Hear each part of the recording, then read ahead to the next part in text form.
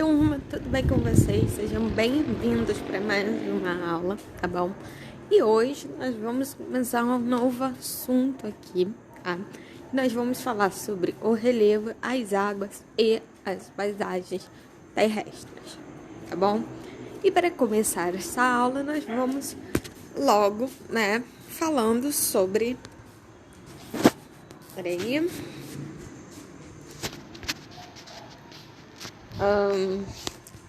sobre a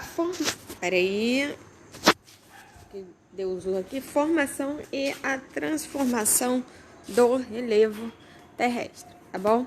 Então, antes da gente começar a falar sobre a transformação, porque o relevo terrestre, ele é o tempo todo transformado, né?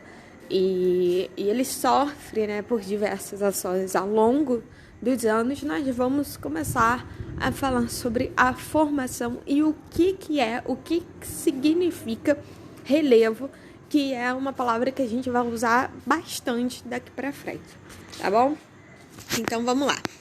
Quando a gente fala sobre relevo, tá? A gente está falando sobre conjunto de formas variadas da superfície terrestre, tá? Então, quando a gente fala da superfície terrestre, a gente fala, né, na sua camada mais externa e a gente fala mesmo do local onde a gente está, tá? Então, a ideia de superfície é a parte ali mesmo, né, superficial, vamos dizer assim, do planeta terrestre, considerando que existem as partes internas do planeta, tá? Então, abaixo da superfície terrestre nós temos o manto e abaixo do manto nós temos o núcleo, tá? Então, quando a gente fala sobre a superfície terrestre, a gente fala mesmo da porção, né, a qual a gente está, que é majoritariamente formada por rochas, tá? Então, a gente vai falar melhor sobre isso daqui pra frente, tá bom? Então, a gente tem um conjunto, né, de formas variadas, de formas, né, variadas da superfície terrestre, que na verdade são formas variadas de relevo, tá? Então, só para reforçar, a superfície terrestre de nosso planeta apresenta variadas formas, tá? Existem áreas com terrenos mais elevados e outras mais planas ou baixas, tá? Então, quando a gente fala sobre variadas formas, a gente está falando aí também sobre a relação de termos partes que são mais altas e partes que são mais baixas, partes que são mais pontiagudas e partes que são mais planas, tá bom? As formas de relevo são resultado da atuação, tá? Então, são resultado da atuação e da combinação de fatores internos e externos do planeta que formam e transformam a superfície terrestre. Então, a gente tem uma superfície terrestre. Peraí, deixa eu pegar aqui do lado, né? Então, a gente tem uma superfície terrestre com altos e baixos, e esses altos e baixos, tá, são em função de alguns fatores, ou seja, são em funções de alguns agentes, são em funções de algumas forças, tá, da própria natureza mesmo, que são responsáveis por isso. E a gente tem forças, né, que a gente considera como internas, ou seja, de dentro do planeta, né, que interferem diretamente no relevo, e nós temos forças que são externas, ou seja, que não estão dentro do planeta, né, que são de fora, né, especificamente atmosférica, né. Então, a atmosfera é essa parte composta por gases que envolvem o nosso planeta, que influenciam também no relevo. Por quê? Porque na atmosfera nós temos uma série de transformações, né? Considerando os nossos dias, tem dias que faz frio, tem dias que faz calor, tem dia que chove, tem dia que não chove. Então, essas mudanças atmosféricas, elas agem diretamente no relevo, tá bom? Então, voltando para cá, logo, o relevo, ele está em constante modificação, tá? Algumas modificações a gente consegue perceber, outras não, tá? Então, assim, algumas a gente vê, né? Como, por exemplo, uma pedra se desprendendo de uma montanha, e outras não, né? Como, por exemplo, o processo ali dilatação das rochas e de contração, que é o que acontece, né, devido às mudanças de temperatura, como frio e calor, tá bom? Então, deu para entender? Então, em resumo, o relevo é a parte rochosa, né, da superfície terrestre. Na verdade, a superfície terrestre ela é composta por relevo, tá? Então, lembrando sobre a formação do planeta Terra, né, de que a gente tem a solidificação, né, do magma, né, solidificação das rochas, né. Então, e essas rochas elas vão sendo alteradas tanto pelas forças internas quanto pelas forças externas, tá bom? E agora nós vamos estudar mais detalhado, mais a fundo, né, fazer uma leitura aqui, uma leitura mais de perto, né, sobre o que seriam os agentes internos, externos, como que esse relevo é formado e como que ele é modificado, tá? Então vamos lá. Toda vez que a gente fala em agente, a gente tem que lembrar da palavra ação, tá? Então, quando a gente fala agentes internos, a gente está falando de coisas, né, que exercem uma ação no relevo interno. O que é interna? De dentro para fora, né? Então, a gente tem aqui o planeta Terra, né? Em rosa a superfície terrestre, né? Que é onde a gente está. Então, abaixo da superfície terrestre, nós temos a parte interna do planeta, que é composta pelo magma e pelo núcleo, tá? Então, o magma, ele faz uma força, né, sobre por debaixo, na verdade, do relevo. Só para vocês terem uma ideia dessa força, todo o processo de vulcanismo, né, quando a gente tem a erupção vulcânica, que sai a lava do vulcão e tal, aquilo ali é o magma, né? E por que sai, né, com toda aquela força? Porque a região interna do planeta é uma região de alta pressão, né? Então, como se fosse uma panelinha mesmo de pressão. Então, impulsiona, tá bom? Então, vamos lá. Então, as forças do interior da Terra, né, que a gente percebe através do vulcanismo e terremoto, né? Então, seja o processo de terremoto que nós temos o movimento das placas tectônicas, ou então o vulcanismo, que é extravasamento do magma, tudo isso são as forças interiores do planeta Terra, tá? Então, essas forças, elas existem desde a formação do nosso planeta. Então, é algo que já faz parte mesmo da dinâmica do planeta Terra, tá? E que é expressada através das atividades dos vulcões e terremotos, que isso também vem acompanhando desde a formação do planeta, tá? Então, não é algo recente quando a gente vê um terremoto acontecendo, e não é algo recente quando a gente vê um processo de erupção vulcânica que ocorre em algumas partes do planeta até os dias atuais, tá? Então, esses fenômenos, eles atuam intensamente na modelagem do relevo, ou seja, depois que eles acontecem, eles mudam significativamente o relevo, eles mudam significativamente a paisagem terrestre, tá bom? Então, por exemplo, quando a gente tem um terremoto, né, que treme tudo, a gente sabe que é comum, né, as coisas caírem, né, os prédios, as estradas, dependendo da magnitude, se quebrarem, enfim. Só para vocês terem uma ideia da força que pode ser exercida de dentro do interior da Terra. Então, vamos por parte. Vamos começar falando sobre a atividade vulcânica, tá? Então, a atividade vulcânica ela ocorre quando as forças provenientes do manto forçam a saída do magma para a superfície na forma de lava, tá? O que é lava? É material em estado incandescente e fluido que apresenta temperaturas muito altas, entre 800 e 1200 graus Celsius, e que é expelido do interior da Terra pelas atividades vulcânicas. Então, quando a gente fala sobre atividade vulcânica, sobre vulcanismo, a gente está falando sobre isso, tá bom? Então, aqui ficou mais explicadinho, ficou mais especificado o que seria, né? O que eu estou dizendo quando fala sobre o processo de vulcanismo. Então, o vulcanismo está associado a terremotos, ou seja, pode acontecer os dois ao mesmo tempo, pois o magma, ao ser expelido para a superfície, provoca movimentos ou tremores de terra que podem ser sentidos a quilômetros de distância, tá? Por que eu tô falando isso aqui? Só para vocês entenderem como que é possível, tá? Um terremoto, um vulcanismo, ou os dois juntos acontecendo ao mesmo tempo, proporcionarem, tá, alterações na estrutura rochosa do planeta Terra. Tranquilo? Ok.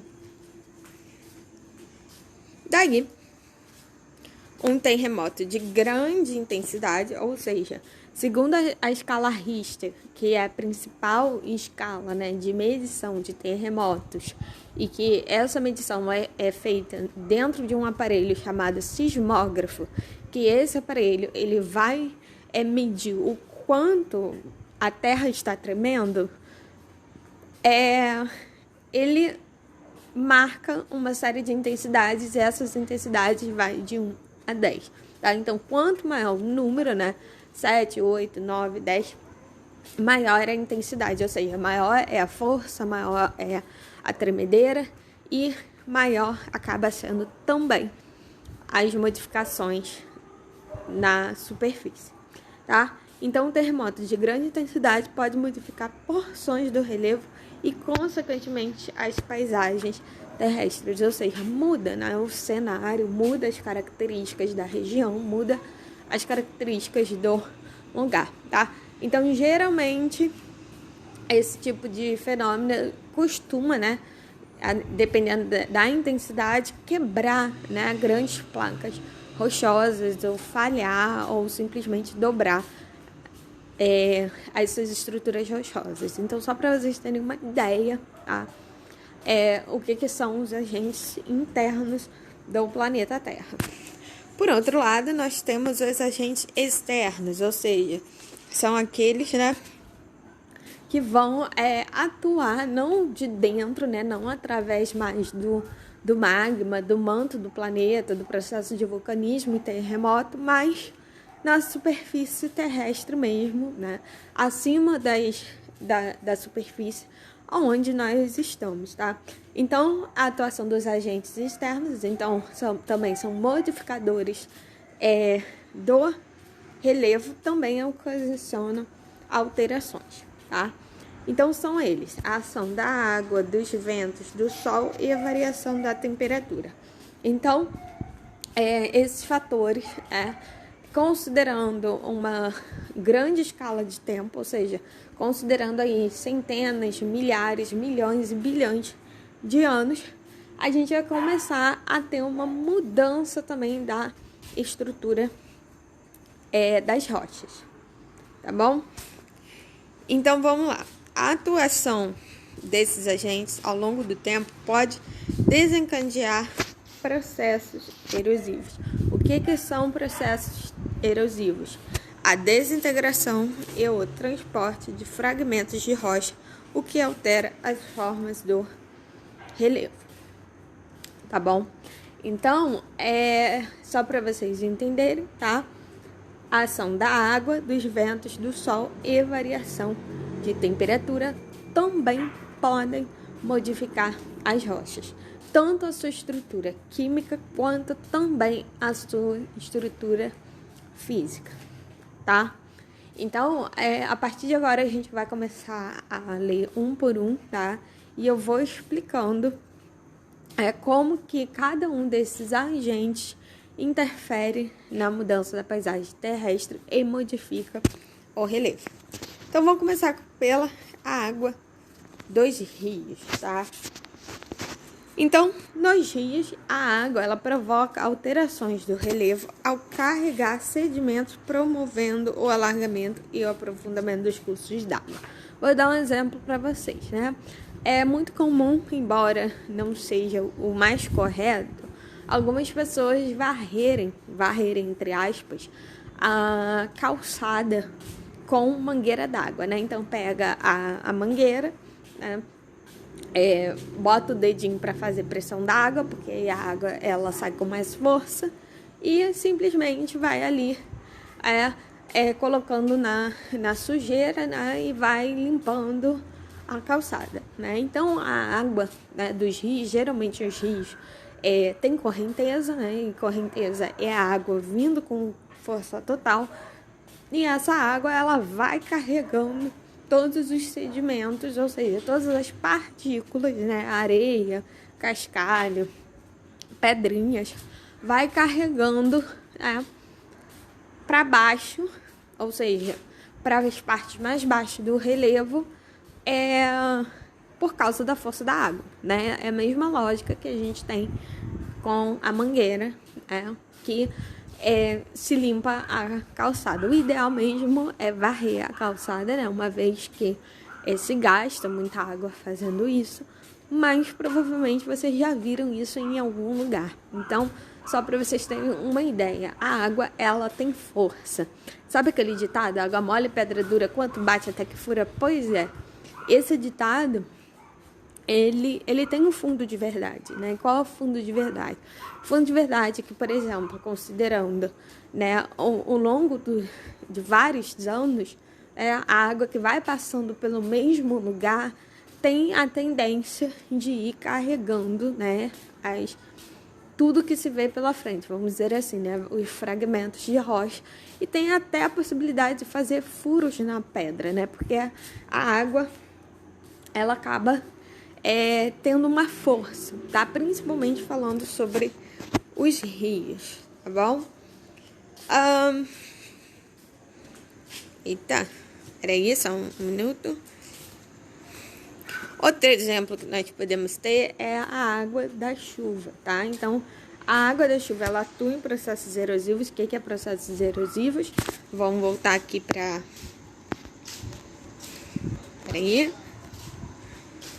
Vamos voltar aqui para reler, né? É a desintegração e o transporte de fragmentos de rochas, tá? Isso que é processo erosivo. Ou seja, é a partir do momento em que se tem uma rocha, né? Que por algum motivo, geralmente é gerado pela ação dos agentes externos, tá?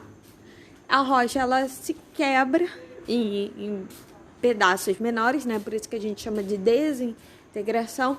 E a partir do momento, por causa da gravidade, ela tende a cair, né? E ela pode ser carregada, né, pela água, pelo vento, diversos outros agentes, para outros lugares e serem depositados, tá? Então, isso que a gente chama de processo erosivo, tá? A gente está ali desgastando a rocha, tá? E toda rocha que está na atmosfera, né, com a ação da atmosfera, ou seja, que ela já está aflorada, que ela está na superfície terrestre, ela está sendo exposta a um processo de erosão. Na verdade, não é só rocha, qualquer coisa na superfície terrestre está exposto ao processo de erosão, né? Vou dar um exemplo.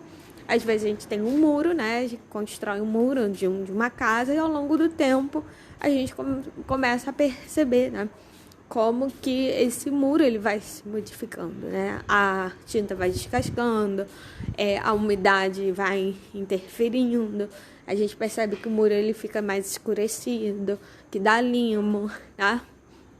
Em algumas situações, né, dependendo de quanto tempo esse muro tem, a gente percebe que o tijolo já apodrece.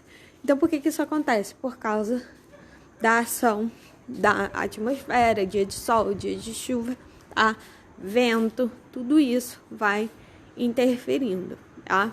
E não só a atmosfera, como o exemplo, né, que eu tô dando agora, falando sobre a ação da água. E a água é um dos principais agentes erosivos, porque a água ela possui uma determinada força e uma ação química bastante relevante, né?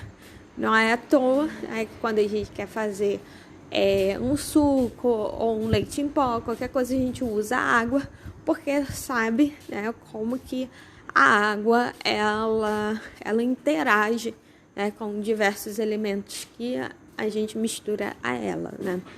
Então tá. Então a água da chuva atua em processos erosivos por meio de enxurradas ou deslizamentos de terra, transportando sedimentos, tá? Partícula desagregada de rocha, de origem por ação das águas, dos ventos e de outros agentes, em pequenas ou grandes quantidades. Então, vamos dar um exemplo aqui, né? A enxurrada, a partir do momento em que se chove muito, né? Os rios tendem a elevar o seu nível de água, não só os rios, mas também os valões que um dia foram rios, mas que hoje são poluídos, tá? Então, isso tudo contribui, principalmente no momento em que está se chovendo muito, tá? Para que se gere diversas correntezas, tá? E essas correntezas a gente chama de enxurradas. Então é muito comum nas grandes cidades, né, onde se tem muitas ruas pavimentadas, ter esse problema de escoamento da água, ou seja, da água escorrer para algum lugar e ela vai também se acumulando na rua e isso pode se tornar perigoso, tá? Então o recomendado é que viu que começou a encher, né? As pessoas elas saem do carro, elas saem do lugar onde elas estão, porque dependendo da força da água, pode até mesmo carregar a pessoa, pode carregar carro, pode carregar um monte de coisa pela frente. E um outro processo também em que se tem a ação das chuvas é o deslizamento de terra, ou seja, tem as encostas dos morros, tá? Se chove tanto que a estrutura, né, do solo dos morros não aguenta e acaba vindo tudo ladeira abaixo, tá? Então, esses dois processos estão relacionados ao agente, né, da água da chuva. Uma outra situação são os ventos, tá? Então, a atuação dos ventos na transformação do relevo ocorre quando o ar em movimento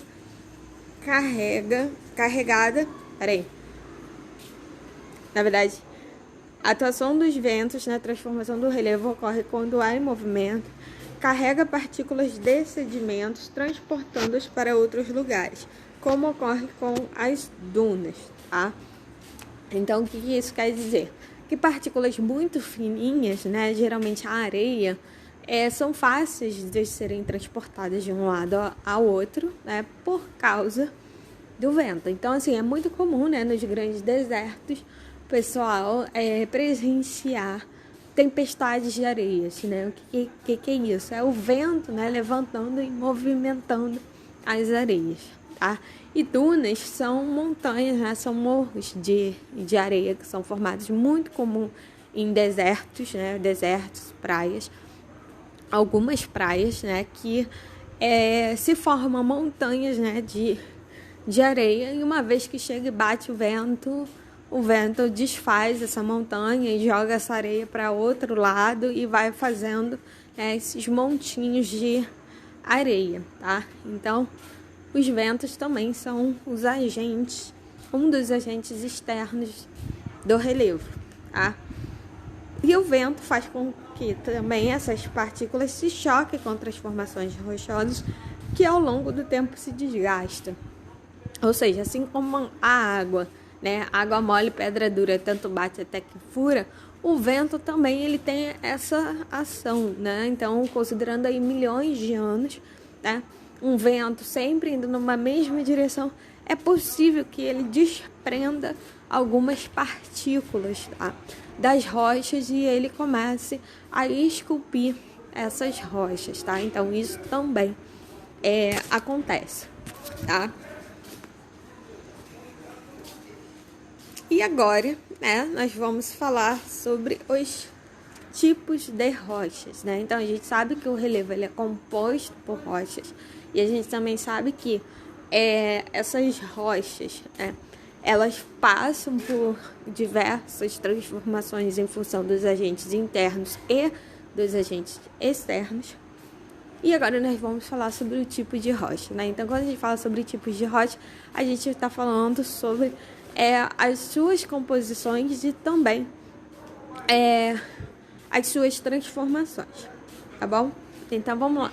A superfície terrestre é constituída de diferentes tipos de rochas, tá?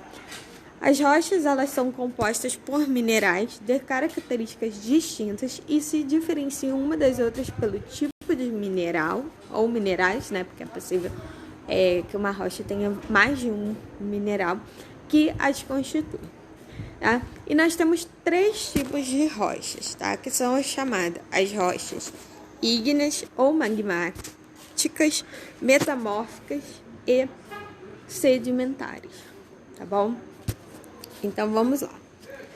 As rochas ígneas ou magmáticas, elas formam-se basicamente em razão da solidificação, vou mudar a cor aqui, solidificação da lava, que chega à superfície terrestre pela atividade vulcânica ou então pela solidificação do magma no interior da Terra. Então, vamos lá. O que acontece? Lembra que eu estava falando sobre atividade vulcânica, né? Que o magma, ele é extravasado? Então, uma vez que esse magma, ele é extravasado, ele se solidifica. Ou seja, o magma, ele é formado por diversos minerais, tá? E quando entra em contato com a superfície terrestre, com as condições atmosféricas, ele se resfria. E nisso que ele se resfria, ele vira uma rocha, tá bom? Então, os 2 tipos de rocha que nós mais temos assim, que são mais conhecidos, são o basalto e o granito, tá? Então, aqui temos um basalto e aqui nós temos um granito, tá? Inclusive, o granito ele é muito utilizado, né, em construção, né? Em algumas casas também possuem esse tipo de rocha. Então, só para vocês terem uma ideia. Então, essa solidificação, ela pode ser feita tanto do lado de fora, né, depois que o magma extravasa, mas pode acontecer também dentro, né, ali das proximidades do vulcão, ainda quando ele não extravasou. E quando ele extravasa, ele já vem, né, com tudo, trazendo também algumas rochas lá de dentro, tá? Então, só para vocês terem uma ideia. E por isso que às vezes é tão perigoso, né, uma atividade vulcânica, considerando que o magma ele já é bastante quente, né? Mas também tem a possibilidade de arremessar pedaços de rocha, né, a longas distâncias por causa da pressão, tá bom? Então, essas duas, né, são as principais, né, o basalto e o granito. Outro tipo de rocha que nós temos são as sedimentares. Então, sedimentares vem de sedimento, né? E sedimento a gente já sabe que são porçõezinhas de rocha, tá? Então, as rochas sedimentares, elas são formadas pela compactação de sedimentos provenientes de outras rochas e também de restos animais ou vegetais. Ou seja, é um tipo de rocha, né, que vai se juntando vários pedacinhos, vários fragmentos de outras rochas, inclusive, né, matéria orgânica, né, que são matérias vindas de restos de animais e vegetais. Tudo isso vai se acoplando e compactado até se formar uma rocha, tá? Então, vou dar um exemplo aí de compactação, só para vocês terem uma ideia, né? Quando vocês eram crianças, vocês iam para a praia, né? E você tinha aqueles brinquedos, né, de praia que você colocava, né, tinha bichinho, né, forminha de diversas coisinhas, né, de caranguejo, de polvo, de peixe, que colocava ali a areia, né, um pouco molhada, aí apertava bastante e depois soltava e a areia ficava com o formato ali da forminha do bichinho.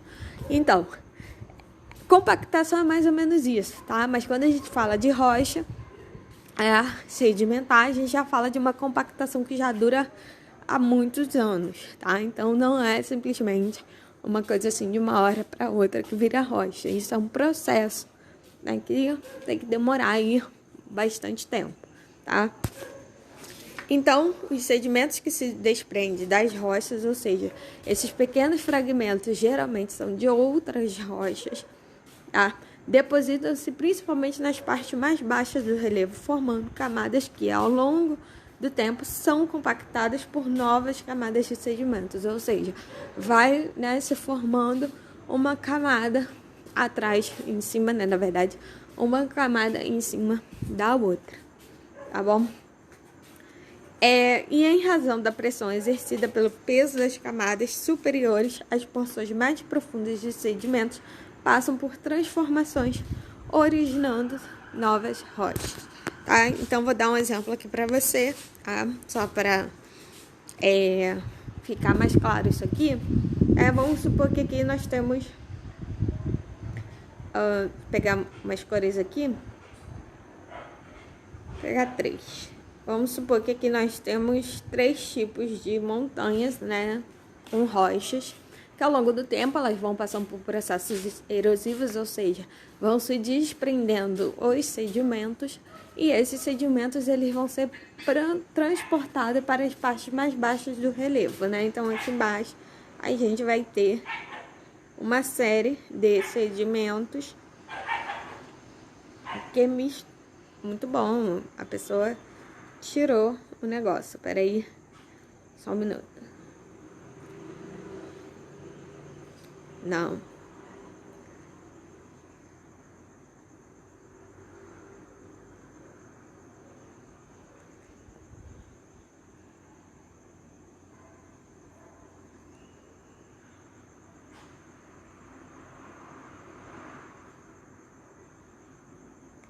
Tá, então aqui embaixo, né, a gente vai tendo os sedimentos de todas essas formas de relevo, né, que são compostas por minerais diferentes, e eles vão meio que se misturando nas partes mais baixas do relevo, porque eles foram erodidos, né? Então se desprendeu pequenos fragmentos e esses fragmentos foram se misturando nas partes mais baixas do relevo. Por quê? Porque a gente está falando de gravidade, né? Então, gravidade é uma força que puxa tudo para o centro da Terra, e é por isso que quando a gente tem um objeto, ele cai no chão, tá? Então, o que acontece? Esses sedimentos, ao longo do tempo, coloca aí muito tempo, tá, gente? Questão aí de centenas, milhares de anos, eles vão se compactando, né? E conforme o tempo vai passando, mais sedimentos vão chegando, tá? Então, o que acontece? Nisso, os sedimentos... deixa eu ver aqui. Nisso, os sedimentos que ficam nas partes, né, mais baixas, né, vão formando essas rochas. Deu para entender? Ok. Então, das mais famosas aqui, nós temos o siltito, o argilito e o calcário, tá? Então, aqui tá na ordem, né? Siltito, argilito e calcário, que são rochas sedimentares, tá bom?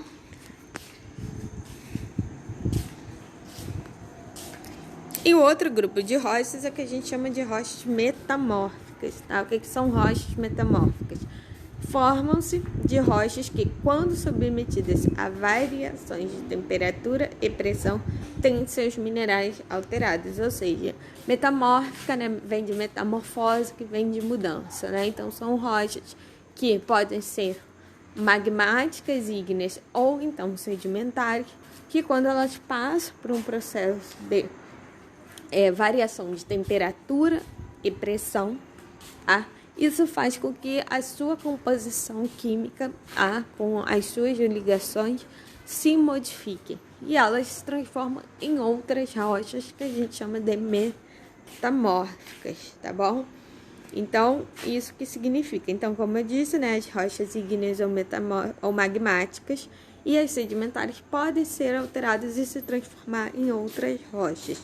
Dentre elas, vou pegar aqui a imagem.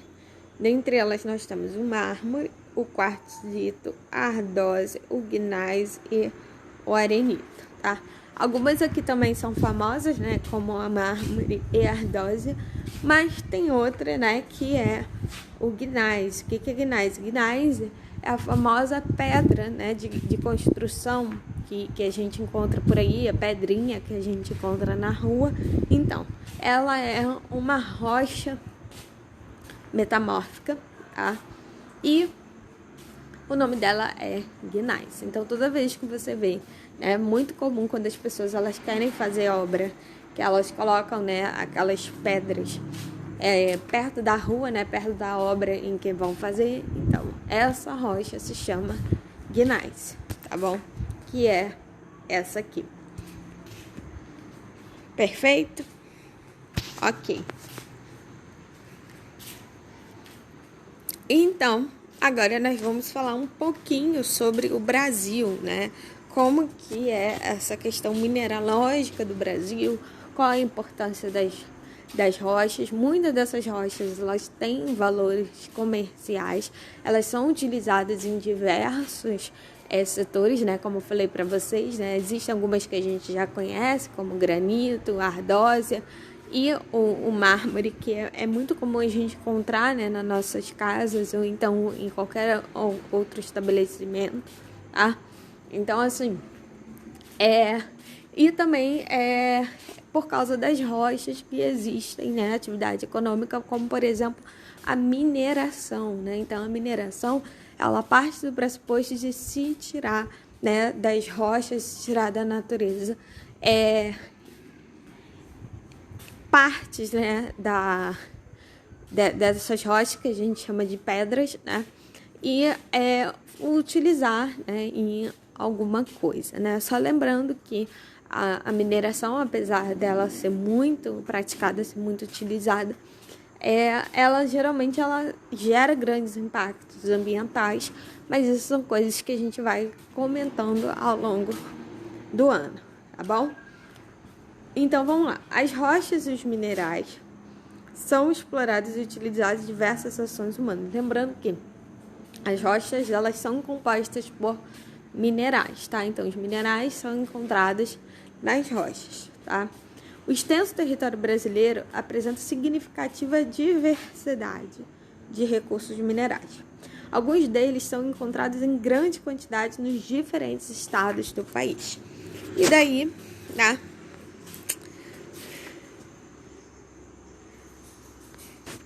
Vamos para a definição de minérios, tá? Então, daqui para frente, possivelmente, vocês vão ouvir muito falar sobre isso, sobre minérios. Até o ensino médio, Enem, daqui para frente, né? Isso é um tema, assim, bastante recorrente, né? Quando a gente fala na geografia. Então, minérios são minerais que possuem um valor econômico e são comercializados nos mercados nacional e internacional. Os minérios são empregados na fabricação de diversos produtos, né? Inclusive um celular. Muitos minerais não apresentam valor comercial, enquanto outros já são considerados muito valiosos por sua utilização na indústria, na construção e até mesmo na confecção de joias, tá bom? Beleza. Daí, um outro termo também que é muito importante é jazida. O que é uma jazida? Jazida é um depósito natural de uma ou mais substâncias fósseis ou minerais localizadas no interior ou na superfície terrestre. Então, jazida é praticamente o local, né, onde se encontra os minerais, onde se encontra os minérios, tá? E também algumas substâncias fósseis, como, por exemplo, o petróleo, tá bom? Tá? Como petróleo, tá? Vamos lá. E vamos aqui, né, para algumas nomenclaturas muito importantes também, que a gente vai começar a ver a partir de então, tá?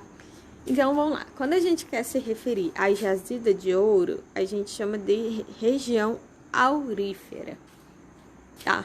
Por que o nome é aurífera? Porque na tabela periódica, ouro, ele é conhecido como um elemento assim, au, tá? Por isso que se fala região aurífera, tá? Quando a gente está falando de uma jazida de diamante, a gente chama de região diamantífera, tá? Então, diamante é região diamantífera, tá? E jazida de pedras preciosas e semi-preciosas é chamada de região de gemas coradas, tá bom?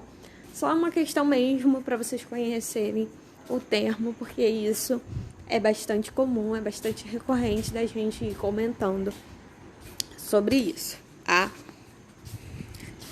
E quando a gente fala sobre Brasil, a gente tem que considerar, né, que o Brasil é o maior produtor mundial de nióbio, tá?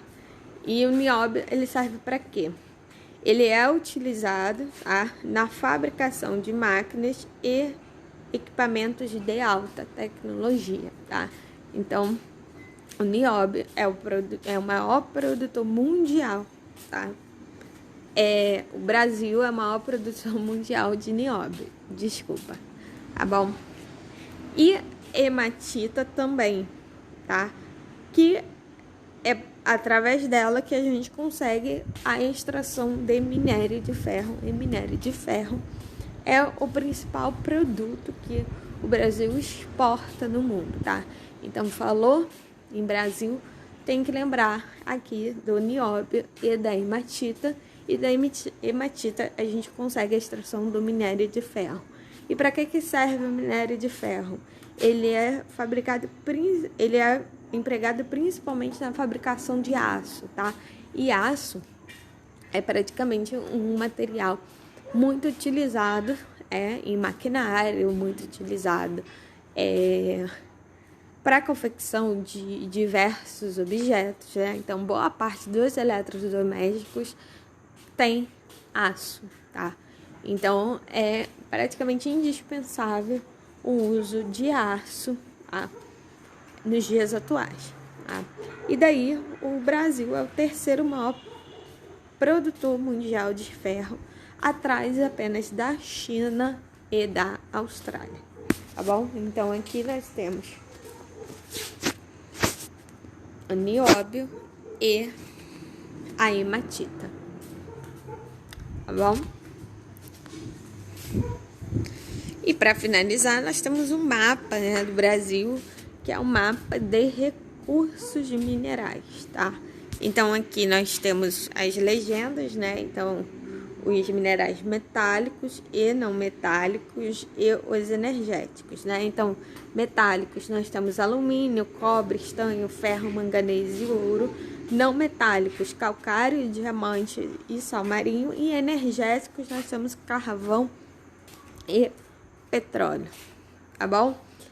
E aqui nós temos também, dividido por cor, né? Mas também nós temos divididos por letra, por uma questão mesmo, porque como tem algumas regiões que tem vários tipos de recursos, né? Fica, para o mapa não ficar muito bagunçado, vamos dizer assim, então eles colocaram na legenda os principais em cor, né, os maiores, e os outros colocaram em letras, só para a gente ter uma dimensão. Então, aqui no Brasil, né, nós temos as regiões das minas, né, por isso que o nome é Minas Gerais, por causa do processo de mineração. Aqui na região norte, nós também temos bastante um processo intenso de mineração, que são os dois principais lugares, né? E lógico que existem outras regiões, tá? Mas as principais são essas duas, tá bom? Então, só para vocês terem aí uma ideia, tá? Então, povo, foi isso a nossa aula de hoje. Espero que vocês tenham gostado e um beijo. Até a próxima.